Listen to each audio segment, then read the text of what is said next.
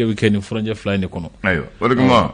bamananw ko denkundi dɔ n'i y'a mɛn ala ka balo ala ka kɛ silamɛ ko i ka sigi n'a don dɔ b'a fɔ ala ka hinɛ la. O ye wulibali abila ye sabula maa si t'a ka dan ala ka ko latigɛlen yɛrɛ don k'a fɔ ko ni latigɛra k'a fɔ bɛɛ ka sa siɲɛ kelen. Naamu. Ni i bangera ka ban kɔni i na sa ayiwa i bɛ maa min dugawu don kɔni t'a bɛ maa si dala ko ala k'an kisi saya ma ayiwa maa bɛ se k'a fɔ de ko ala k'an cɛ janya amin maa bɛ se k'a fɔ ko k'an kisi saya sugu ma o ye denmisɛnnin saya ye o kɔni kɛnɛ kan a fɔ ko ala k'an kisi ni ɲɔgɔnnaw ma ayiwa bamanan de hakilimaw ko n'i ye denmuso sɔrɔ n'i y'a da i ba tɔgɔ la ko dɔn dɔ i ka sigi n'a ye dɔ bɛ na ɲin'a fa tɔgɔma ye. O ye tiɲɛ ko gulonnen don ɲɔgɔn na abila ye ko n'i ye denmuso sɔrɔ n'i y'a k'i ba tɔgɔma ye ko i ka sigi n'a ye dɔ bɛ na ɲin'a fa tɔgɔma ye. Ko gulonnen don ɲɔgɔn na abila ye ko bɛ falen falen de u bɛ falen falen ayiwa n'i ye ko dɔ kɛ dɔ fana b'o kɔnɔ diɲɛlatigɛ yɛrɛ fana bɛ ten abila ayiwa tabarikala ayiwa ala ka ɲuman d'an ma amina bamanan de kuma b'i bolo bisimila. Ayiwa abila bi ye juma ye naamu afirikalo ye tile 2 sɔrɔ san 2021 fasiribɔ kɔni sɛbɛnni kɛ fasiri gɛfɛw kɔnɔ an bɛna lajɛ fɛrɛ tɛ fɔlɔ min ye ka se ka kumaba dɔw ɲɛfɔ mɔgɔ ye walasa faamuyali dɔ ka se ka sɔrɔ a ko la. Tubarikala an b'a daminɛ gafe mun tɔgɔ Mali Tribune ka ɲi bi yan. Bon Tribune kuma ka ca bi sabula minisiri min wele ko Jɔnkɛ Jara ko ale ye baara ɲɔgɔn sɛbɛn dɔw bɛ yen nɔ ko an ka jɔnkɛ don k'ale ye fusiri olu dan na ka contrat jɔ a bɛ dan ko a ye contrat dɔw jɔ. Mali Tribune bɔlen don a dɔw kalama ka ɲɛfɔliw kɛ Niger ko coup d'état dɔ tun kan ka kɛ nɔ ko a ma sabati ayiwa Niger kelen ninnu n'o ka jamana ɲɛmaa Kura Mohamed Bazoum ko ale ka fangata hukumu kɔnɔna na ko jamana ɲɛmaa caman makɔnɔnen don Niger bi wale ko sa ko taama sira dantigɛli hukumu kɔnɔna na maa dɔ kɛ bɛ k'a ka ɲɛfɔliw kɛ a ye taama min kɛ Sikayi Mali kɔnɔ gɛlɛya minnu y'a sɔrɔ ale kɛmɛ k'i ne don kumaba dɔ ni ɲɔgɔn cɛ Mali Tribune kɔnɔ o y'a jira k'a fɔ ko Alpha Umaru Konare ye cɛbɔ ye jamana ɲamakala ta nata ninnu na a ye cɛbɔ ye ale mɔgɔ mun tɛ kuma yɛrɛ u b'a kɔnɔna na cogo di depuis Alpha bɔra kuma la fanga la ale ma kuma u b'a fɔ a b'a kan bɔ o kuma u ye buguruda de yan ani jigini ani jigini ya information fo de ay bu yele mun na depuis cɛ bɔra fanga la ale ma kuma tiɲɛ yɛrɛ la ne hakili tɛ Alpha ka kuma ko la Mali ko kɔni na fo dɔ b'a fɔ a b'a kan bɔ ani jigi a dɔnikɛla dɔn an ka sɛgɛrɛ mun bɛ ayiwa a tigi dɔnikɛla ye de tiɲɛ na Alpha yɛrɛ ka makun kɛra kuma ye mɔgɔw bolo parce que mɔgɔ bɛ Alpha ma kuma nin kɛra ma kuma Alpha yɛrɛ ka makun yɛrɛ kɛra kuma ye mɔgɔw bolo a yɛrɛ ye bɔli min kɛ ko ne hakili b'o la bɔlen fanga la ka bɔ Mali jama ko la o y'a tɛ kasa dɔ ye a tɛ ban don a ko n'o bɔra maa ye yɔrɔ si ne fana m'a ye i m'a ye i m'a mɛn voilà m'a mɛn fana voilà mais non ni gafetigi nin bɛ taa ɲini ne bɛ taa o ɲini ayiwa gafe mun tɔgɔ ye Mali d'aujourd'hui an ka Alexis Kalabere yɔrɔ ɲini ale sisan ye gafe ye a si ka t'o la ayiwa a n'a ɲɛfɔ an ye gafe mun tɔgɔ ye Mali d'aujourd'hui bi Mali bɛ cogo di a jira k'a fɔ ko kiriko dɔ fana tun bɛ sen na 4e pont Bamako kɔnɔna ale jɔli ko siratigɛ la o musaka kan ka se fɔ wari miliyari 161 jate ma 64 jate ma o ko laɲini cakɛda minnu kan ka baara kɛ wele bila olu ma cogo min na n'o ye appel d'offre ye o ko dɔ dimina ka taa n'a ko kiribulon na o ko kiri kɔni y'a jira sa k'a fɔ ko Sino Hydro olu ni minisiri Magafili Dabo ko a ko tun bɛ kiribulon na o kiribulon kɔni y'a jira sa k'a fɔ ko Sino Hydro jo bɛ a ka kɛlɛ in na o ko segin ka kɛ wele ka cakɛda minnu b'a fɛ ka a baara kɛ n'o ye appel d'offre ye sariya tigilama ko ten ko segin ka kɛ baara kan o wele ko sa ko an ka lasigiden caman ni o ye ambassadeur ye jamanaw kɔnɔ ko dɔw ka baara kɔni banna minnu ka baara banna k'u ye olu wele ka segin ni u ye o kana Bamako a bila dan o ko dɔ ka tile bɛ bɔ dɔ tile bɔ to don o ye tiɲɛ ni dɔ nana dɔ bɛ taa an yɛrɛ tɛ ka kolonɛli o kuma ayiwa maa t'a dɔn dɛ non an tɛmɛn'o kan ka bɔ parce que an m'a daminɛ sa dasiya la n'i y'a mɛn i bɛ kɛ kolonɛli fo i kɛ lakuru fɔlɔ o dubaw k'ale colonel yɛrɛ o tubarikala l'indicateur du renouveau ale ye mun fɔ bi de a y'a sɛmɛntiya k'a fɔ ko capital bloc mɔgɔ kɔni ye laɲini kɛ k'a fɔ ko tiɲɛni min kɛra bunti o ko a tiɲɛni nɔ ka ladilan gawo a yira k'a fɔ ko sira kɔni tiɲɛnen don kosɛbɛ o de kama ko doniba taa mobiliw olu ye a jira k'a fɔ ko u bɛna taa baarabila ni wulikajɔw ma kɛ teliya la sɛnɛ samiya nata yen a jira sa k'a fɔ ko nɔgɔ bɔrɔ o ko a bɛna kɛ 2,200 ye ko kɔɔri kilo o bɛna di san kɔɔri sɛnɛkɛlaw bolo 56 ni ma fili 280 o de don dɔ farala kan dɛ o ye 56 ye a minnu y'a bi ka kɛ 43 ye non a ka ɲi ko ɲina ko baara bɛna kɛ ten asika t'o la nɔgɔ bɔrɔ kelen 2,200 oui o kɔɔri kilo 56 kɛlɛ banna ko baara ayi kɛlɛ banna hakili la kɛlɛ man ko tɔ la bilen kita ko général Musa Singo Kulubali ko ale kɔni wele bila maaw ma k'a fɔ ko an ka wuli ko wuli kuma sera jamana in kɔnɔ a bila nan wuli kuma sera wuli tuma dɔn ka ni sen ka di boli kuma dɔn ka fisa sen ka di voilà le 5 sa ko di ala jira k'a fɔ ko boloci min b'a la ka kɛ sisan coronavirus ko siratigɛ la a daminɛna ministre yɛrɛ fɔlɔ kɛra ministre la Dr Fanta Sibi nka ko fɛn caman bi ko in jukɔrɔ a kɛra la o ye ministre ye fɔlɔ a bɛ cogo di ministre bɛ cogo di ayiwa an bɛ taa lajɛ bi n'a bɛ cogo di ni foyi ma sɔrɔ an yɛrɛ b'a kɛ ayi a ko ministre yɛrɛ tilara ka kuma tuguni a ye kunnafonidilaw barolasi kɛ tile kelen a kɔ alhamdulilayi tubarikala foyi tɛ ministre la foyi t'a la parce que mɔgɔw jatigilenw dalen t'a la donc n'a kɛra la ministre ka baara ma jɔ yɛrɛ ayiwa banna donc kuma banna ne kɔni bɛ mun kalama ministre ka baara ma jɔ ayiwa alhamdulilayi parce que kunu hali ni ma fili wa kunu don ala ye kunnafonidilaw barolasi dɔ kɛ ni ma fili o ka ɲi ko caman bɛ ko in jukɔrɔ Sphinx mɔgɔw kɛmɛ ka bɔ a dɔw kalama kɛmɛ ka fasiri kɛ o siratigɛ ninnu na o wele ko sa Seydou Kulubali ni ale fana y'a jira k'a fɔ ko a seginna ye jamana ɲamakala ta nata na sira Mali ko a ka laseliw ko kuma dɔw la ko u tɛ taa sira kelen fɛ ayiwa bamanan dɛ dɔ in wele ko an fana ka hakili jigi sa ko Alexis Kalambri kalifa ko ye poisson d'avril sa an kana taa yɔrɔ jan ko an kana taa yɔrɔ jan k'an ka miiri an fana tun t'a fɛ ka jama bɔ fili la ni jamana yɛrɛ bɔ fili la o tɛ ko an kana taa yɔrɔ jan ko an mois d'avril la ko Alexis b'a fɛ poisson d'avril de kan na ko an kana yɛrɛ tɔɔrɔ fu voilà ko jama y'a yɛrɛ bɔ fili la hakili la o bannen ya alhamdulillah indépendant jira k'a fɔ ko josera tigilamaw n'o ye AMDH FIDH Amnesty International k'olu y'a wajibiya bunti lahala in na k'a fɔ ko sariya tigilamaw sɛgɛsɛgɛli ka di olu ma ni sen olu ka sɛgɛsɛgɛli kɛ maa si kana fɔ k'a y'a kɛ tan o mana mun ye u ka sɛgɛsɛgɛli kɔnɔ u ka dantigɛli kɛ walasa ka maaw kunnafoni ko in na n'o tɛ ko a ko bɛ cogo min na nka ko maa t'a dɔn min ye mun kɛ o bɔlen ko sa ka jira k'a fɔ ko kalata minnu b'a la ka nale walasa maa wɛrɛw minnu kan ka se ka don kalata la n'u si sera san 18 ma ani minnu ni pangelen kun don u kunna olu bɛ se ka don kalata sɛbɛn kɔnɔ cogo min na ko tɔgɔ sɛbɛn kɛrɛnkɛrɛnnen dɔ daminɛna an ka mara minisiriso fɛ a baaraw kolomokarila kunun ko a bila dan Imam Mahmoud Diko ko ale y'a ka yɔrɔ dɔ dayɛlɛ walasa bɛn ani sigi ka fɔ jɛɲɔgɔnya ɲuman bɛ se ka to maaw ni ɲɔgɔn cɛ cogo min na ko a y'a kɛ o siratigɛ la Jaji Di Amadu Sangare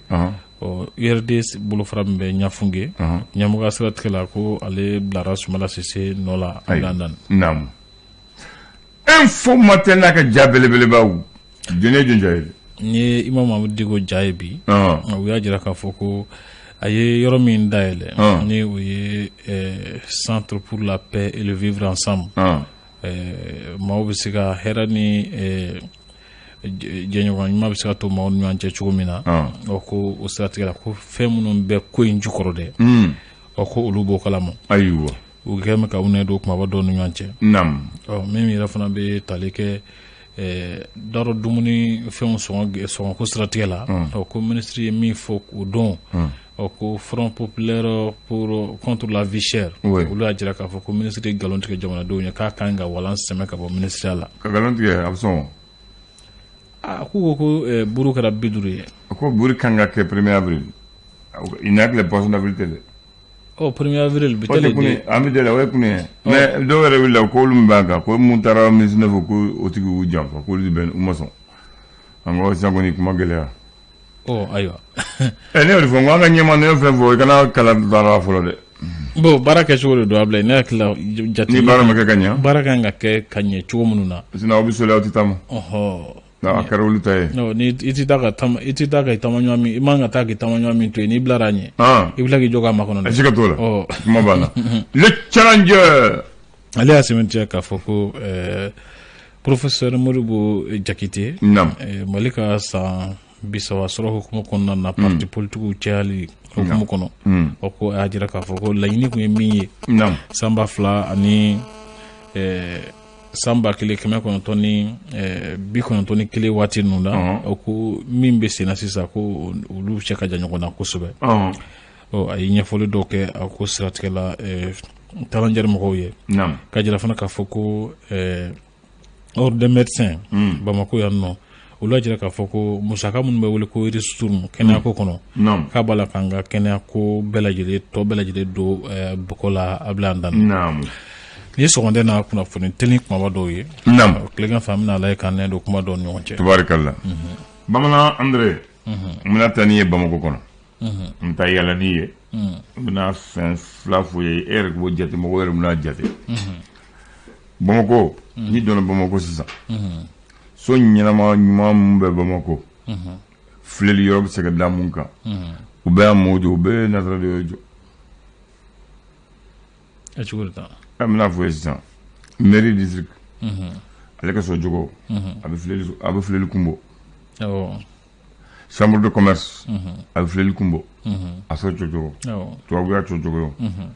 et puis a ka jɔyɔrɔ depuis tubabu waati fɔ bi fɛn ma sɔrɔ o tɛ ya Garba a bɛ filɛli kun bɔ Garba tɛ filɛli kun bɔ wa palais de Kulibali tɛ filɛli kun bɔ wa hôpital du Pongier a so kɔrɔ tɛ filɛli kun bɔ wa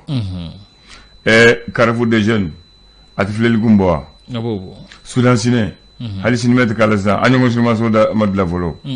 mais u y'a datugu sisan poste ba i b'o dɔn kɔni poste ba a ɲɔgɔn filɛli yɔrɔ bɛ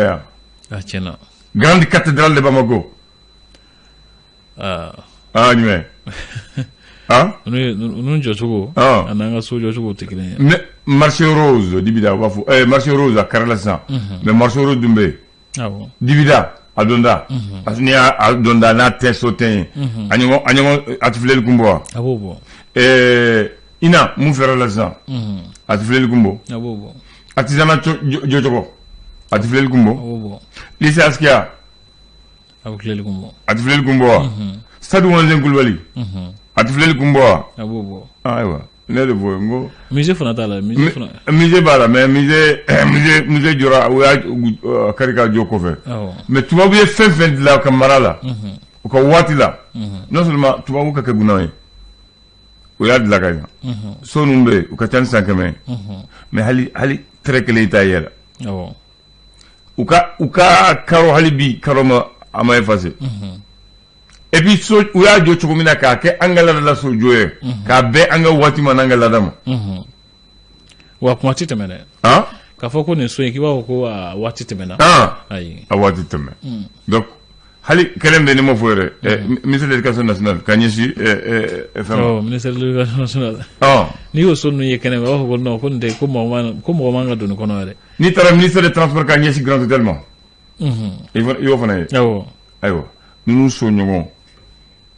n'i ye filɛli kɛ k'u filɛ ni yɛlɛ Bamako filɛli yɔrɔ si tɛ mun tɛ filɛli kɛ tɛmɛ ninnu kan